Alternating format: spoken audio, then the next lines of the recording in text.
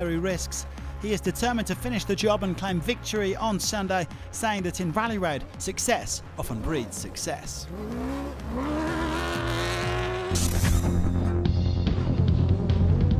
Matthias Ekstrom didn't take too many risks at the start of the week, saying Rally Road rookies have to be smart, but his confidence in the Mini has grown and he swept in the end to 5th overall. The Swede setting himself up for the long haul in this discipline with a Dakar victory in his crosshairs. Nasser Al-Attiyah went into the final stage with a lead of almost 5 minutes, and that meant he could afford to take it a little bit easier. The Qatari successfully defending his title. He's also promised to come back next year and target the hat-trick. For Carlos Sainz, this was a one-off experience in the 4x4, but a useful one.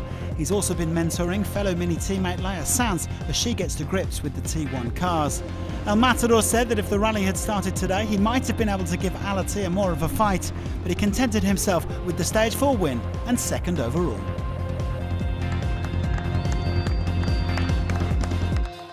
It was a fantastic weekend, I am quite happy to win again and defend our title from last year, and we are really fast crew in this rally.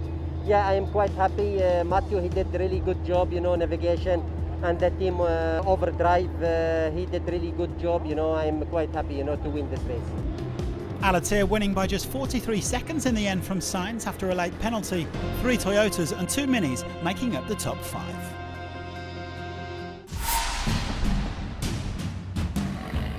The Red Bull Off-Road Junior team will take some beating in the lightweight vehicles. Their all-star lineup features Seth Quintero, Mitch Guthrie, new boy Guillaume de Mevius and Cristina Gutierrez. Well, the OT3s set out their stall in the prologue with all 4 of their drivers in the top 5. Defending champion Guthrie was 2nd, just ahead of Rui Carneiro, 3rd last year and winner of the Road to Dakar Challenge. The Red Bull Armada led home by their newest member, Guillaume de Mevius, son of the Belgian rally driver Gregoire. He has clearly got speed in the blood. He only finished a few seconds behind the T1 cars. A perfect start for de Mevius with his new team.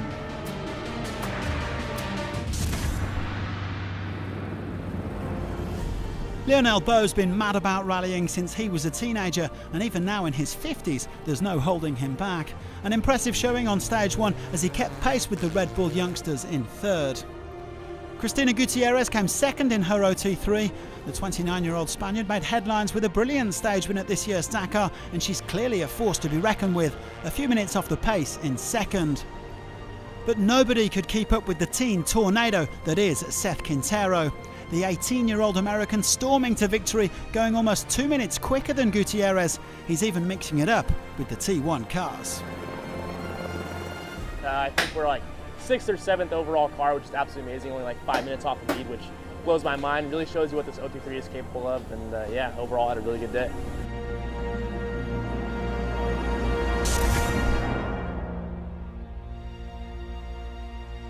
One really good day followed by one really bad day for Quintero. Disaster for the American as his OT3 suffered gearbox failure on the way to the start of Stage 2.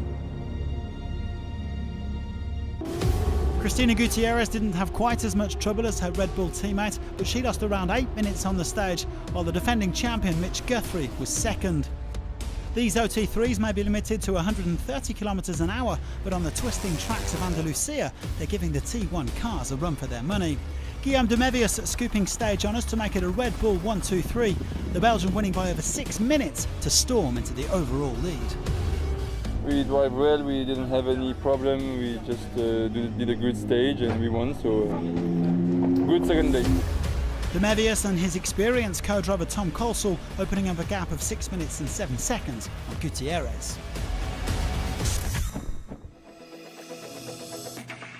There was another Red Bull 1-2-3 on Stage 3 in exactly the same order as Stage 2. Cristina Gutierrez had a better day, even if she lost her intercom at one point. Plenty of local support for the Spaniard as she cruised home in 3rd. Mitch Guthrie happy with his pace and handling.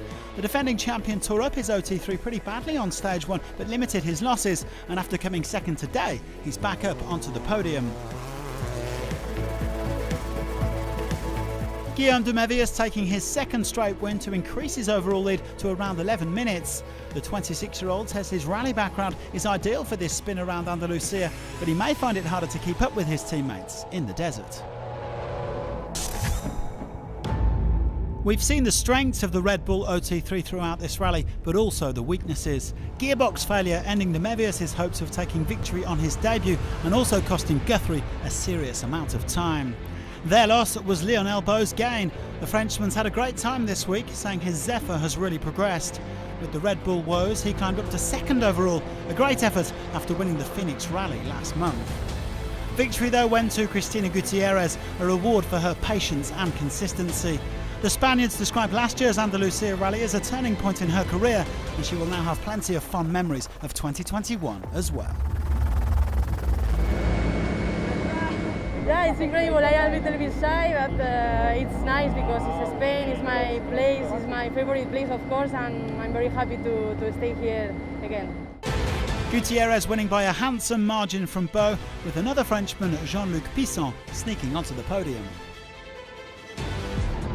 Camelia Liparotte is enjoying a change of pace at this rally. She's acting as co-driver for Eric de Sen, the president of Yamaha Europe, who has treaded the boardroom for the bivouac.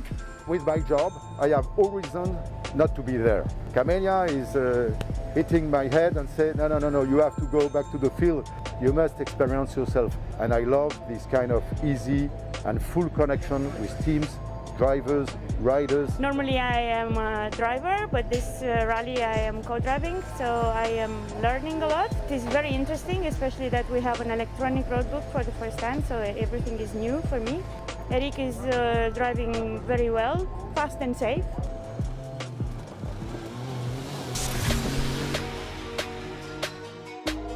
Over in the SSVs, no fewer than 10 vehicles are being prepped in the South Racing Garage. Among them are the Monster Energy Can-Am duo of Austin Jones and Aram Domsala. The Polish star is defending his crown in Andalusia.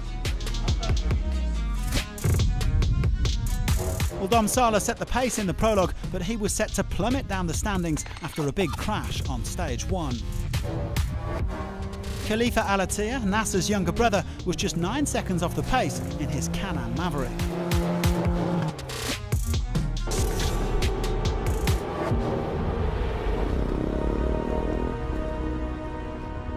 Austin Jones eased off the gas on stage 1. He was around 60%, he said. He didn't want to get caught up in the chaos like his teammate Domsala and came third on the day. Up in second was Mathieu Margaillon. The Frenchman only tried SSVs out for the first time last year, but he had so much fun at the Andalusia Rally that he decided to do the Dakar as well. Khalifa Alatia took the stage honours, making it 2 wins for his family on the same day. The Qatari is really stepping out of the shadow of his brother Nasser and showing great pace alongside French co-driver Xavier Panzeri. It was a fast second stage with just 40 seconds separating the top 3. Austin Jones got into a bit of trouble after taking the wrong road, but he pushed in the second sector and limited his losses.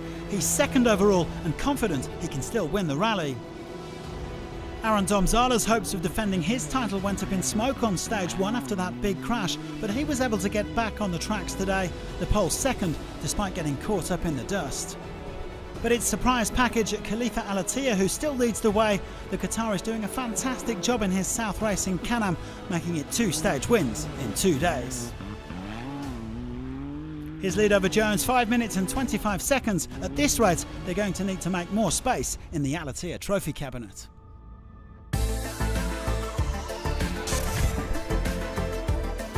However, Alatia had a trickier outing on stage 3. The Qatari ended up on his side at one point, but got a helping hand from some locals and only lost around 5 minutes, finishing third. Aram Domsala changed his setup today and was very happy with the results, better speed, turning and braking. The Pole has a sore coccyx from his stage 1 crash and also suffered a puncture, but he still came home in second place. His Monster Energy Can-Am teammate Austin Jones was the day's big winner. The American pushing hard from start to finish. He grabbed both the stage win and the overall lead. No problems, no punctures, no crashes, no mechanical issues. We flew all day today, so it was really good. Exactly what we needed. Aram Domsala was never really at the races this year after his big crash on the opening stage. The Pole's been playing around with the settings in his Monster Energy Can-Am and had good speed again today, coming second on the stage. But the day and the rally belonged to his teammate, Austin Jones. The American claiming his first overall victory in Rally Raid. With his nearest challenger, Khalifa Al-Attiyah, suffering mechanical problems, he saw it out in style with the stage win. We are, yeah. You know what? After the second day, we made a plan on what we were going to do. If we wanted to really win this race, we were going to have to go. And we made a plan, and we got our stuff together, and we went for it, and it worked out perfectly. So, super happy. Jones over 13 minutes clear of double stage winner Al-Attiyah, with Dutch pair Kees Kolen and Miriam Pol in third place.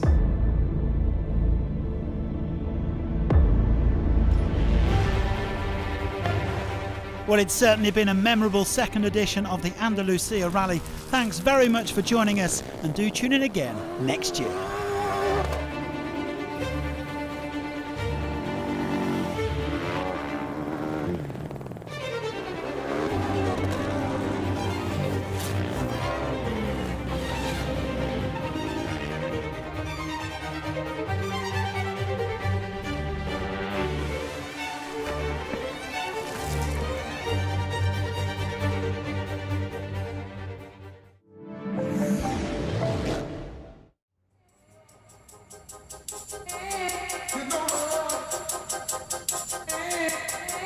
When we're taking over, I feel like we're all the dead presidents coming alive, and everybody's just looking at us like, oh my God, who are these people? And it's exciting because they've never seen this before. It's like a random marathon going on. It's literally like the greatest feeling. Like, imagine getting on a highway with a bunch of cars. The cars cannot say or do anything. Like, now we take over. Like, you feel like we're the boss. That's really how I feel. It feels amazing to see everyone from all races, black, white, Hispanic, Asian, all races come together to do just one thing and ride a bike. That's more powerful than anything.